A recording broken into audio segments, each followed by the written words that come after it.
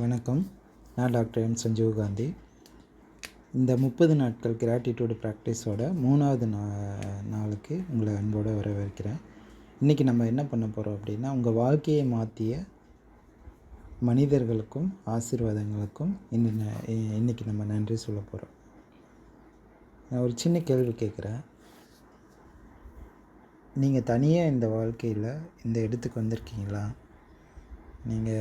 நீங்கள் இப்போ பார்க்குற ஏஜ் என்ன வேணாலும் இருக்கலாம். நீங்கள் இப்போ இருக்கிற சுச்சுவேஷன், இப்போ இருக்கிற பொசிஷனுக்கு நீங்கள் தனியாக இந்த நிலைமைக்கு வந்திருக்கீங்களா? இது கொஞ்சம் யோசிச்சு பாருங்கள். பார்த்தா இல்லைன்னு தான் சொல்ல தோணும். ஏன்னா நம்ம வாழ்க்கையில் ஒவ்வொரு ஸ்டேஜிலும் யாராவது ஒருத்தவங்க நமக்கு உதவி பண்ணியிருப்பாங்க. பிறக்கும்போது டாக்டர்ஸ், அப்புறம் நர்ஸு, அப்புறம் அம்மா, தாத்தா, பாட்டி, அப்பா, அக்கா, தங்கச்சி, ரிலேட்டிவ்ஸு, அப்புறம் நண்பர்கள், அப்புறம் டீச்சர்ஸு, இந்த மாதிரி நிறைய பேர் நம்ம வாழ்க்கையில் உதவி பண்ணிட்டு போயிட்டே இருந்திருப்பாங்க. ஆனால் ஒரு பெரிய பிரச்சனை என்னென்னா, நமக்கு இல்லாததை பற்றி தான் நம்ம அதிகமாக யோசிச்சுட்டே இருக்கோம். நமக்கு இருக்கிறத பற்றி நம்ம யோசிக்கிறதே இல்லை. ஒரு வேலை கிடைக்கலன்னா அதை பற்றி மட்டும்தான் நாள் முழுக்க யோசிச்சுட்டே இருப்போம். ஆனால் நமக்கு நல்ல உடம்பு இருக்குது, 2 கை கால்கள் நல்லா இருக்குது, பார்க்க கண்கள் இருக்குது, சாப்பிட்றதுக்கு டெய்லி உணவு கிடைக்கிது, நல்லா நேசிக்கிறதுக்கு நண்பர்கள் இருக்காங்க, நல்ல ரிலேட்டிவ்ஸ் இருக்காங்க. அதை பற்றி எல்லாமே நம்ம யோசித்து பார்க்கவே மாட்டோம். ஒரு நாள் ஒரு மொபைல் ஃபோனை வீட்டிலேயே மறந்து வச்சுட்டு போகிறோன்னு வச்சுக்கோங்க. அன்றைக்கி நாள் ஃபுல்லாகவே எப்படி இருக்கும் நமக்கு? ஆஃபீஸில் போய்ட்டு ஐயோ ஃபோன் இல்லையே, யாராவது கால் பண்ணியிருந்தால் என்ன ஆகுறது, ஓடிபி வருமே, எப்படி வேலை பார்க்குறது? கண்டிப்பாக எந்த வேலையுமே ஓடாது இல்லையா? அப்போ ஒரு நாள் ஃபோன் இல்லாததுக்கே நமக்கு இவ்வளோ கஷ்டமாக இருக்குது. 30 வருஷமாக நம்ம கூட இருக்கிற, உங்களுக்கு என்ன ஏஜோ அந்த அளவுக்கு உங்கள் கூட இருக்கிற அம்மாவை எத்தனை டைம் நம்ம யோசித்து நன்றி சொல்லியிருக்கோன்னு பாருங்கள். நம்ம கூட இருக்கிற அப்பாவுக்கோ அல்லது நம்ம கூட இருக்கிற மனைவிக்கோ, ஹஸ்பண்டுக்கோ நம்ம எப்போயாவது நன்றி சொல்லியிருக்கோமான்னு யோசிச்சு பாருங்கள். இந்த மாதிரி நம்ம ஆசீர்வாதங்களை நம்ம கணக்கிடவே மறந்துடுறோம் ஃப்ரெண்ட்ஸ். இப்போது 1 மணி நேரம் இன்டர்நெட் வேலை செய்யலைன்னா உங்களுக்கு எப்படி இருக்கும்? எவ்வளோ கோவம் வரும்? அப்போது எத்தனை தடவை கேட்போம், எப்போ இன்டர்நெட் வரும், ஏன் வரல, என்ன ஆச்சு, என்ன, அந்த மாதிரி கேட்போம். அப்போ நமக்கு லீவே போடாமல் 24 மணி நேரமும் துடிச்சிட்ருக்கிற நம்மளோட இதயத்தை பற்றி நம்ம எப்படியாவது யோசிச்சிருக்கோமா? நம்ம எப்பயாவது அதுக்கு நன்றி சொல்லியிருக்கோமா?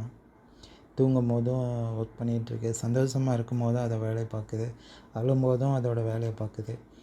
ஒரு நாளைக்கு 1,00,000 தடவை துடிச்சிக்கிட்டே இருக்குது நமக்காக. அதுக்கு நம்ம சம்பளம் கொடுக்குறோமா இல்லையான்னு தெரியல. லீவு கொடுக்குறதே இல்லை, அப்ரிஷியேஷனும் கொடுக்குறது இல்லை. சம்பளன்றது இந்த இடத்துல அப்ரிஷியேஷனை தான் சொல்கிறேன். ஆனால் இன்றைக்கி நம்ம நல்லா வேலை செஞ்சிட்ருக்கு, நமக்கு நல்லா உதவி பண்ணிகிட்ருக்கு, ஒரு நிமிஷம் கூட யோசித்து நம்ம அதுக்கு அப்ரிஷியேட் பண்ணதே கிடையாது. ஸோ இந்த மாதிரி நிறைய நம்மளோட வாழ்க்கையில் யோசிச்சுட்டே போகலாம். இப்போது நம்ம 365 நாளும் நம்ம அம்மா நமக்கு சமைச்சு கொடுக்குறாங்க, இல்லைன்னா ஒய்ஃப் சமைச்சு கொடுக்குறாங்க. ஒரு நாள் உப்பு அதிகமாக போனாவே என்ன பண்ணுவோம்? என்ன இன்றைக்கி சாப்பாடு இப்படி இருக்குது அப்படின்னு திட்ட ஆரம்பிப்போம்.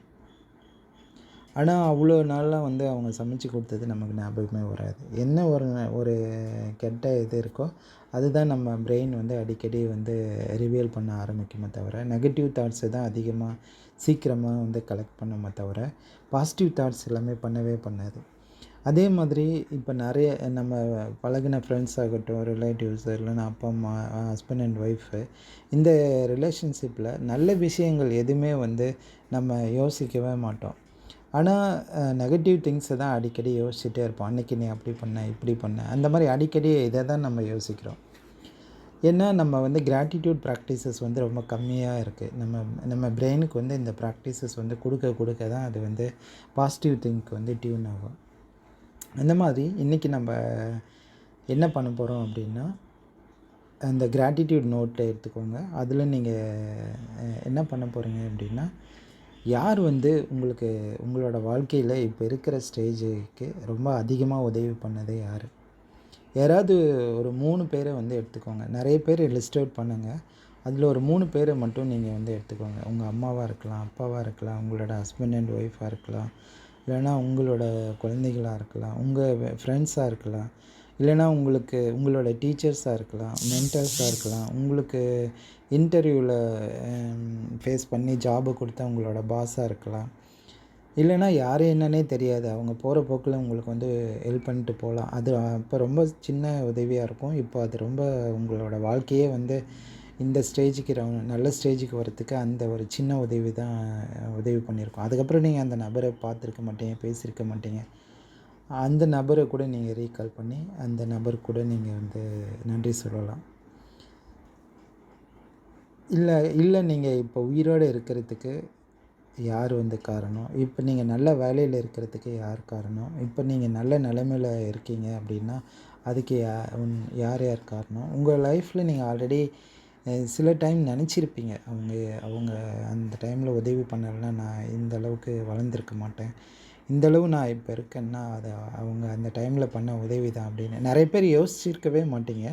அப்படி யோசிக்கலைனாலும் இப்போ வந்து டைம் எடுத்து யோசிங்க. உங்கள் வாழ்க்கையில் ஏதாவது ஒரு சின்ன உதவி பண்ணியிருப்பாங்க. அது ஆனால் ரொம்ப பெரிய வளர்ச்சியாக இப்போ வந்து இருக்கும் உங்களுக்கு. அந்த மாதிரி மனிதர்கள் எல்லாமே லிஸ்ட் அவுட் பண்ணிவிட்டு எந்த டைமில் அவங்க வந்து உங்களுக்கு உதவி பண்ணாங்க,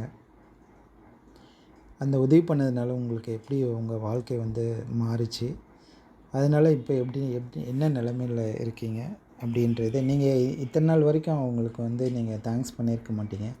முடிஞ்சால் வந்து ஒரு ஃபோன் பண்ணி அந்த நல்ல நினைவுகளை வந்து ரிவீல் பண்ணிக்கோங்க அவங்கக்கிட்ட. அந்த 3 பேருக்கு வந்து ஒவ்வொருத்தவங்களுக்காக ஃபோன் பண்ணி என்ன ரீசனுக்காக நீங்கள் அவங்களுக்கு நன்றி சொல்லணுன்றத நீங்கள் அவங்கக்கிட்ட டைரெக்டாக கூட சொல்லலாம். எழுதிட்டு உங்களோட நோட்டில் எழுதிட்டு டைரெக்டாக நீங்கள் அவங்கக்கிட்ட நன்றி சொல்லுங்கள். அதுக்கப்புறம் இல்லை பேச முடியல அப்படின்னா அட்லீஸ்ட் வந்து ஒரு தேங்க்ஸ் சொல்லுங்கள். என்ன காரணன்றதை நான் திரும்பவும் இங்கே சொல்கிறேன். அதான் வந்து மேஜிக். என்ன காரணத்துக்காக நீங்கள் அந்த 3 பேரை உங்கள் வாழ்க்கையில் மறக்காமல் வச்சுருக்கீங்க, என்ன காரணத்துக்காக அவங்களுக்கு நீங்கள் நன்றி உணர்வு வந்து சொல்கிறீங்கன்றத எழுதுங்க. இப்போது நீங்கள் நிறைய டைம் வந்து யோசிப்பீங்க, நம்ம கூட தானே இருக்காங்க, அவங்களுக்கு எதுக்கு நன்றி சொல்லணும், அப்புறமா பார்த்துக்கலான்னு.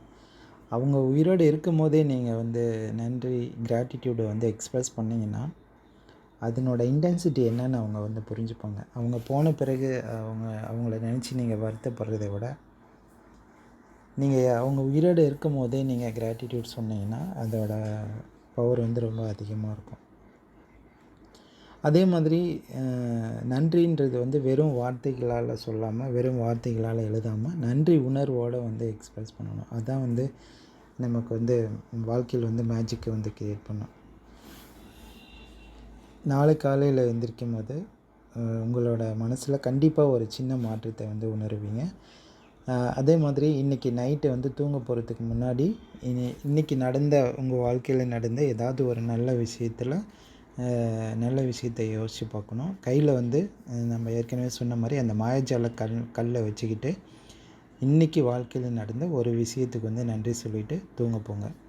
அந்த மாயாஜால கல் ப்ராக்டிஸ் வந்து டெய்லியுமே நீங்கள் வந்து பண்ணிக்கிட்டே இருக்கணும். காலையில் வந்து ஒரு 10 நன்றி உணர்வு, இப்போ நீங்கள் 3 பேருக்கு நன்றி உணர்வு வந்து வெளிப்படுத்துகிறீங்க, நன்றி உணர்வு உங்கள் டைரியில் எழுதுறீங்க அப்படின்னா லெஃப்ட் ஹேண்டில் வந்து மாயாஜால கல்லை கையில் வச்சுக்கோங்க, ரைட் ஹேண்டில் வந்து எழுதுங்க. அதே மாதிரி நைட்டு தூங்க போகிறதுக்கு முன்னாடி இன்றைக்கி நடந்த ஒரு விஷயத்தை யோசித்து அதுக்கு வந்து நன்றி சொல்லுங்கள், நன்றி உணர்வை வந்து வெளிப்படுத்துங்க. இந்த மாதிரி நீங்கள் தொடர்ந்து ஒரு 30 நாள் வந்து பண்ணும்போது உங்களுக்கும் அந்த மாயாஜால கல்லுக்கும் ஒரு பெரிய பாண்டிங் வந்து க்ரியேட் ஆகும். உங்கள் பிரெயின் வந்து அந்த மாயாஜால கல்லுக்கு வந்து நெட்வொர்க் வந்து ஃபார்ம் ஆகும். அப்போ நீங்கள் அந்த கல்லை வந்து எப்போ நீங்கள் எடுத்தாலும் சரி, எப்போ நீங்கள் பார்த்தாலும் சரி, உங்கள் பிரெயின் வந்து ஆட்டோமேட்டிக்காகவே வந்து கிராட்டிடியூட் மோடுக்கு வந்து போகும். எவ்வளோ தான் நீங்கள் ஸ்ட்ரெஸ்ஸாக டிப்ரெஷனில் இருந்தாலும் நீங்கள் அதுலேருந்து ரிலீஃப் ஆகி சீக்கிரமாக வந்து வெளியே வரலாம். இதுதான் இந்த இன்றைக்கோட மாயாஜால கல் வித் கிராட்டிடியூட் ஃபார் 3 மெம்பர்ஸ். நமக்கு இல்லாததை எண்ணி வாழ்க்கையில் ஒரு குறையாக தெரியப்படுத்துறதுக்கு பதிலாக நமக்கு இருக்கிறது எண்ணி ஒவ்வொரு ஆசீர்வாதமாக நம்ம கணக்கிட்டுட்டே வந்தோம்னா நம்ம வாழ்க்கையில் வந்து நிறைவோடு வாழ்கிறதுக்குரிய வாய்ப்புகள் வந்து கிடைக்கும். மீண்டும் நாளைக்கு ஒரு நல்ல கிராட்டிடியூட் டேயில் சந்திக்கிறேன். நன்றி.